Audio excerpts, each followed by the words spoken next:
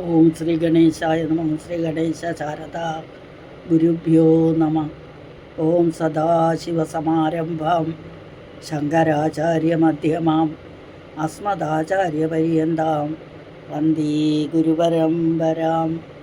ഓം ശിവം ശിവകരം ശാന്തം ശിവാത്മാനം ശിവോത്തമം ശിവമാർഗപ്രണേതാരം പ്രണതോസ്മി സദാശിവം. ഹര ഹര മഹാദേവ. സർവമംഗളമാംഗല്യേ ശിവേ സർവാർത്ഥസാധിയേ ശരണ്യേ ത്രംബകേ ഗൗരി നാരായണി നമോസ്തുതേ. ഓം ശ്രീ മഹാദേവ്യൈ നമ. ഓം ശ്രീ ത്രിപുരസുന്ദര്यै നമ. ഹരി ഓം. ശ്രീ ശങ്കരാചാര്യ വിരചിത സൗന്ദര്യലഹരി സ്തോത്രം പഠന പരമ്പരയിലേക്ക് എല്ലാവർക്കും സുസ്വാഗതം, സുദിനം നേരുന്നു. 34-ാമത്തെ ശ്ലോകമാണ് കഴിഞ്ഞ ക്ലാസ്സിൽ പഠിച്ചത്. ഇന്ന് പഠിക്കുന്ന 35-ാമത്തെ ശ്ലോകം ഒന്ന് വായിക്കാം. മനസ്ത്വം വ്യോമത്വം മരുദസി മരുത്സാരതിരസി ത്വമാപസ്ത്വം ഭൂമിസ്ത്വയി പരിണതായാം നഹി പരം ത്വമേവ സ്വാത്മാനം പരിണമയിതും വിശ്വവപുഷാ ചിദാനന്ദാകാരം ശിവയുവതി ഭാവേന ബിഭൃഷേ. ഇതാണ് ശ്ലോകം. ഇനി അതിൻ്റെ വാക്കുകൾ പറയാം. മനഃ ത്വം വ്യോമ ത്വം മരുത് അസി മരുത് സാരഥി അസി ത്വം ആപഃ ത്വം ഭൂമിഃ ത്വയി പരിണതായാം നാഹി പരം ത്വം ഏവ സ്വാത്മാനം പരിണമയിതും വിശ്വവപുഷാ ചിദാനന്ദാകാരം ശിവയുവതിഭാവേന ബിഭൃഷേ. ഇനി വായിക്കുന്ന എങ്ങനെയാണെന്ന് ശ്രദ്ധിച്ചു കേട്ടോ. മനസ്ത്വം, ആ മനഃ ത്വം എന്നുള്ളത് വിസർഗം മാറി അവിടെ സ വന്നു, അത് ശ്രദ്ധിക്കുക. മനസ്ത്വം വ്യോമത്വം മരുദസി മരുത്സാരതിരസി ത്വമാപസ്ത്വം ഭൂമി ത്വയി പരിണതായാം നഹി പരം ത്വമേവ സ്വാത്മാനം പരിണമയിതും വിശ്വവപുഷാ ചിദാനന്ദാകാരം ശിവയുവതി ഭാവേന ബിഭൃഷേ. ഇവിടെ മനഃത്വം, മനസ്തത്വം, അതായത് കുണ്ടലിനി ദേവിയെയാണ്, കുണ്ടലിനി രൂപിണിയായ ദേവിയാണ് ഇവിടെ, അല്ലേ? കുണ്ടലിനി ശക്തി ആയ ദേവിയാണ് പറയുന്നത്. ഓരോ കുണ്ടലിനിയിലും ഓരോ തത്വങ്ങളായിരിക്കുന്ന എല്ലാം അങ്ങ് തന്നെയാകുന്നു എന്ന്. മനഃത്വം, മനസ്തത്വം അങ്ങാവുന്നു. മനസ്തത്വം എവിടെ ഇരിക്കുന്ന? ആജ്ഞാചക്രത്തിൽ. ആജ്ഞാചക്രത്തിലിരിക്കുന്ന മനസ്തത്വം അങ്ങാവുന്നു. വ്യോമത്വം, വ്യോമം എന്ന് പറഞ്ഞാൽ ആകാശം. വിശുദ്ധി ചക്രത്തിലിരിക്കുന്ന ആകാശതത്വവും നിന്തിരുവടി തന്നെ. മരുത് അസി, മരുതെന്ന് പറഞ്ഞാൽ വായു, വായുതത്വവും അതെവിടെ ഇരിക്കുന്നത്? അനാഹത ചക്രത്തിൽ. അനാഹത ചക്രത്തിലെ വായുതത്വവും നിന്തിരുവടിയായി ഭവിക്കുന്നു. അസി എന്ന് പറഞ്ഞാൽ ഭവിക്കുന്നു, ആകുന്നു എന്നൊക്കെ അർത്ഥം.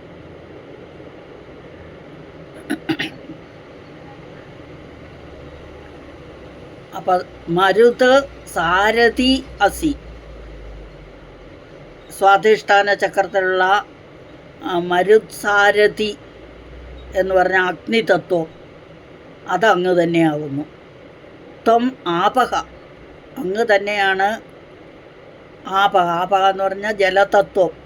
മണിപ്പൂരകത്തിലിരിക്കുന്ന ആ ജലതത്വവും നിന്തിരുവടി തന്നെ. ത്വം ഭൂമിഹി, മൂലാധാരത്തിൽ പൃഥ്വിതത്വമായിരിക്കുന്നതും അങ്ങ് തന്നെ. ത്വയി പരിണതായാം, നിന്തിരുവടി മേൽപ്രകാരം തത്വതാത്മ്യരൂപേണ പരിണമിച്ചവളായി ഭവിക്കും. നഹി പരം, നിന്തിരുവടിയിൽ നിന്ന് വേറായ ഒരു വസ്തു ഇല്ല. ത്വമേവ, നിന്തിരുവടി തന്നെ, സ്വാത്മാനം, സ്വസ്വരൂപത്തെ, സ്വന്തം സ്വരൂപത്തെ പരിണമിപ്പിക്കാനായിക്കൊണ്ട് വിശ്വവപുഷ, വിശ്വം വപുസായി, വപുസ് എന്ന് പറഞ്ഞാൽ ശരീരം, വിശ്വത്തെ ശരീരമാക്കി, അതായത് പ്രപഞ്ചാകാരമായി എന്നർത്ഥം. പ്രപഞ്ചാകാരമായി ചിദാനന്ദാകാരം, ചിത്ത് പ്ലസ് ആനന്ദം, ചിത്താനന്ദം. അപ്പോൾ ചിദാനന്ദാകാരം എന്ന് പറഞ്ഞാൽ നമ്മൾ കഴിഞ്ഞ ശ്ലോകത്തിൽ പഠിച്ചല്ലേ, ആനന്ദഭൈരവ ആനന്ദഭൈരവീ രൂപം. ആ രൂപമായിട്ട് ആനന്ദഭൈരവ ആനന്ദഭൈരവീ രൂപേണ ശിവയുവതി ഭാവേന, ആ രൂപത്തെ ശിവൻ്റെ പത്നീ രൂപേണ, ശിവപത്നി എന്ന ഭാവത്തിലും, ശിവയുവതി എന്ന് പറഞ്ഞാൽ ശിവൻ്റെ പത്നി എന്ന ഭാവത്തിലും, ശിവപത്നീ ഭാവേന ബിഭൃഷി, വിഭൃഷ എന്ന് പറഞ്ഞാൽ ഭരിക്കുന്നു എന്നർത്ഥം. അപ്പോൾ അല്ലയോ ചിശക്തി രൂപിണിയായ മഹാദേവി, മനസ്സ് നിന്തിരുവടിയാകുന്നു, ആകാശവും നിന്തിരുവടി തന്നെ, വായുവും നിന്തിരുവടിയാണ്, അഗ്നിയും നിന്തിരുവടിയാകുന്നു, ജലവും നിന്തിരുവടി തന്നെ, ഭൂമിയും നിന്തിരുവടിയാകുന്നു. നിന്തിരുവടി പരിണതയായി ഭവിക്കും. വിഷയത്തിൽ നിന്തിരുവടിയിൽ നിന്ന് വേറായ ഒരു വസ്തു ഇല്ല.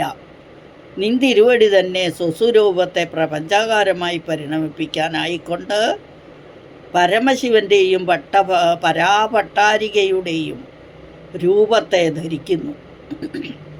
അല്ലെങ്കിൽ ചിശക്തി രൂപേണ ബ്രഹ്മസ്വരൂപത്തെ ധരിക്കുന്നു എന്നർത്ഥം.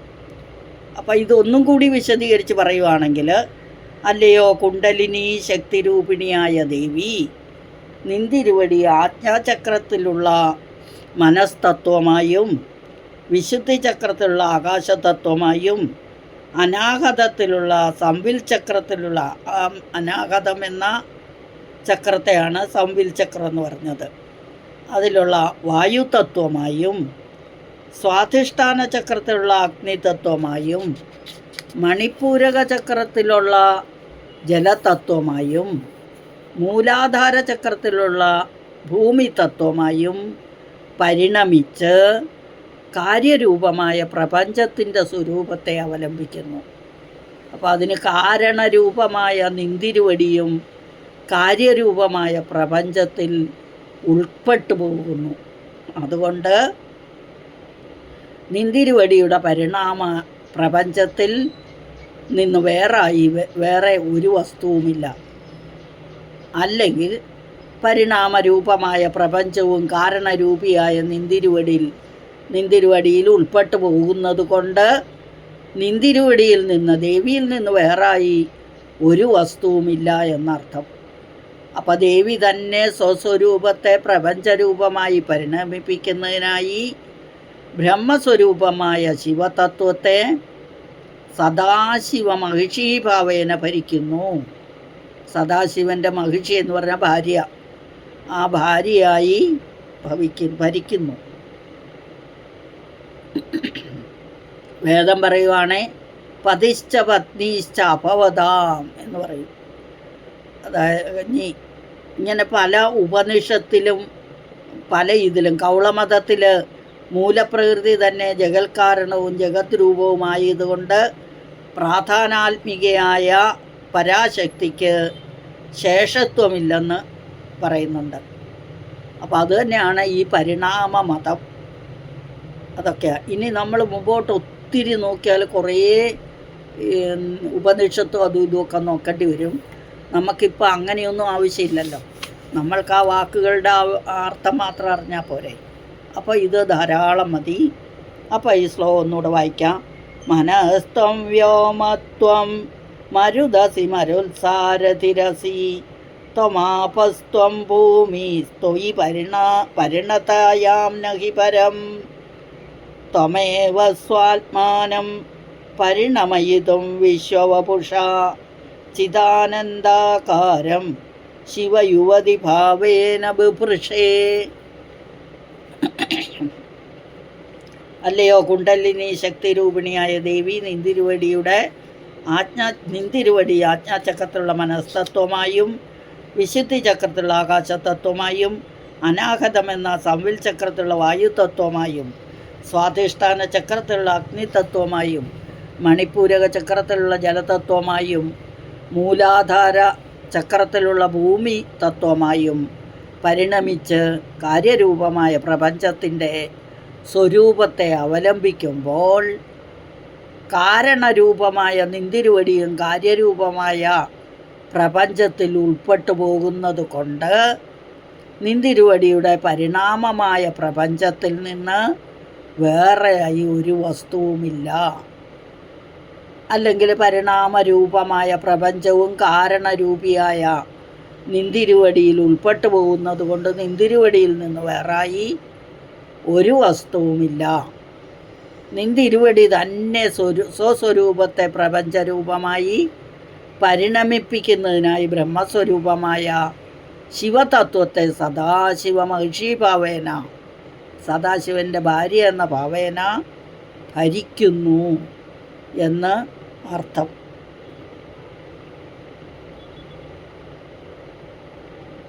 ഇനി കൂടുതൽ നമ്മൾ ഉപനിഷത്തിലേക്കോ അതിലേക്കോ ഒക്കെ പോയാൽ കുറേ പറയാനുണ്ട്. സർവത്ര പഞ്ചഭൂതാനി ഷഷ്ടം കിഞ്ചിന വിദ്യതേ ഒരു പ്രമാണമാണ്. ഈ പ്രപഞ്ചമെല്ലാം പഞ്ചഭൂതാത്മകമാകുന്നു. ആ പഞ്ചഭൂതങ്ങളുടെ സൂക്ഷ്മരൂപങ്ങൾ പൃഥ്വ്യാദി തന്മാത്രകളാകുന്നു. ഈ തന്മാത്രകളെല്ലാം ദേവിയുടെ പരിണാമമാണ്. തസ്യാം പരിണതായാം തു നാ കിഞ്ചിത് അവശിഷ്യതേ എന്ന്. അപ്പോൾ വിശിഷ്ടങ്ങളായിരിക്കുന്ന പ്രാണികളുടെ കർമ്മങ്ങളെയെല്ലാം അന്തർഭാഗത്തിൽ സംഗ്രഹിച്ചുകൊണ്ട് പ്രളയകാലം മുഴുവനും ശിവശക്തിയാത്മകമായ ബ്രഹ്മം മാത്രം ശേഷിക്കുന്നു.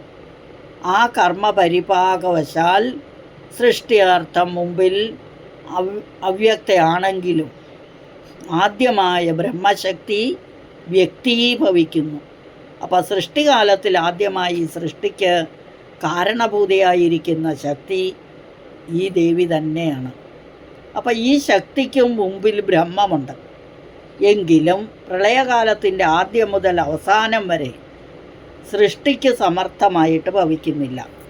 ഈ ആദിശക്തിയാകട്ടെ സ്വയമേ വ്യക്തയായി ഭവിച്ച് ഉത്തരോത്തരം സൃഷ്ടിയെ ചെയ്തു. അതുകൊണ്ടാണ് ഈ പരാശക്തിയെ സൃഷ്ടികാരണഭൂതയായ ആദിശക്തി എന്ന് പറയുന്നത്. അപ്പം ഈ ശക്തി ഇച്ഛാസ്വരൂപിണി, ഇച്ഛാശക്തി, ജ്ഞാനശക്തി, ക്രിയാശക്തി എന്നൊക്കെ നമ്മൾ പഠിച്ചിട്ടില്ലേ? അതൊക്കെയാണ് ഇതൊക്കെ. ഇങ്ങനെ നമ്മൾ മുമ്പോട്ട് മുഴുവനും നോക്കുകയാണെങ്കിൽ കുറേ പറയാനുണ്ട്. നമുക്ക് ഈ വാക്കുകളുടെ അർത്ഥം അറിഞ്ഞാൽ മതി. അതുകൊണ്ട് ഞാൻ മുമ്പോട്ട് പോകുന്നില്ല. അപ്പം ഈ ശ്ലോകം ഒന്നും കൂടി വായിക്കാം.